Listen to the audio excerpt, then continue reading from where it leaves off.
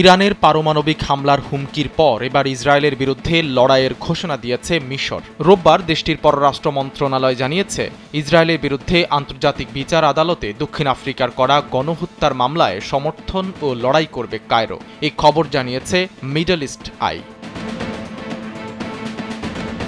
মিশরের পররাষ্ট্র মন্ত্রণালয়ের বিবৃতিতে বলা হয়েছে, গাজা উপত্যকায় ফিলিস্তিনিদের বিরুদ্ধে ইসরায়েলি হামলা, পরিস্থিতি খারাপ হওয়া, ফিলিস্তিনিদের বিরুদ্ধে অপরাধ সংগঠিত, যার মধ্যে রয়েছে বেসামরিকদের ওপর সরাসরি হামলা, গাজার অবকাঠামো ধ্বংস এবং ফিলিস্তিনিদের পালানোয় বাধ্য করায় মিশর এমন সিদ্ধান্ত নিয়েছে।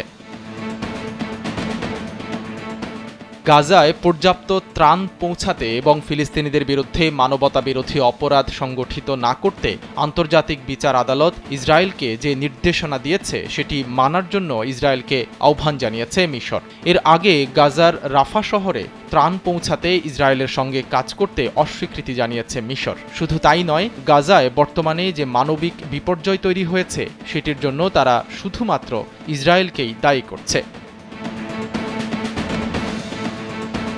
ফিলিস্তিনি সশস্ত্র গোষ্ঠী হামাস ও ইসরায়েলের মধ্যে ৭ মাস ধরে চলা এই যুদ্ধ থামাতে মধ্যস্থতাকারী দেশ হিসেবে কাজ করছে মিশর। দুই পক্ষ যেন যুদ্ধবিরতিতে পৌঁছায় সেজন্য কাতারের সঙ্গে মিলে একটি কাঠামো তৈরি করেছিল তারা। হামাস মিশর ও কাতারের দেয়া প্রস্তাব মানলেও ইসরায়েল সেটি মানেনি।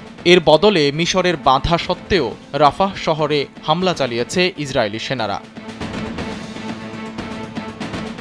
এদিকে ইরানের সর্বোচ্চ নেতা আয়াতুল্লাহ আলী খামেনির উপদেষ্টা কামাল খারাজি দেশটির পারমাণবিক উচ্চাকাঙ্ক্ষা নিয়ে বিশ্বের উদ্বেগকে আরও বাড়িয়ে দিয়েছেন।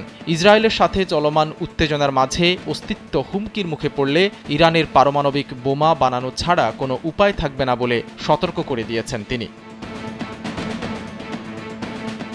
দেশটির পারমাণবিক মতবাদে পরিবর্তন আনার ইঙ্গিতও দিয়েছেন কামাল খারাজি। তিনি বলেন, যদি ইরানের অস্তিত্ব ইসরায়েলের মাধ্যমে হুমকির মুখে পড়ে তাহলে ইরান পারমাণবিক মতবাদে পরিবর্তন আনবে।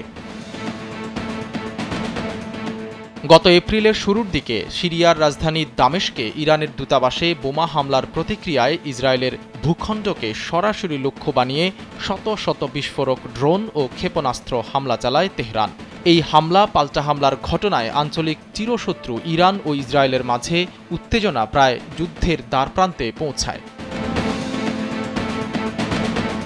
পরমাণু অস্ত্র তৈরির বিরুদ্ধে আয়াতুল্লাহ আলী খামেনির পূর্ববর্তী ফতোয়া সত্ত্বেও ২০২১ সালে ইরানের গোয়েন্দা মন্ত্রীর দায়িত্ব পালন করা খারাজি বলেন, বহিরাগত বিশেষ করে পশ্চিমা দেশগুলোর চাপের কারণে ইরানের পারমাণবিক অবস্থানের পুনর্মূল্যায়ন করা হতে পারে। ইরানের পারমাণবিক স্থাপনায় ইসরায়েল আক্রমণ চালালে তেহরান প্রতিরোধ ক্ষমতা পরিবর্তন করবে। সাইদ রহমান, কালবেলা ডেস্ক।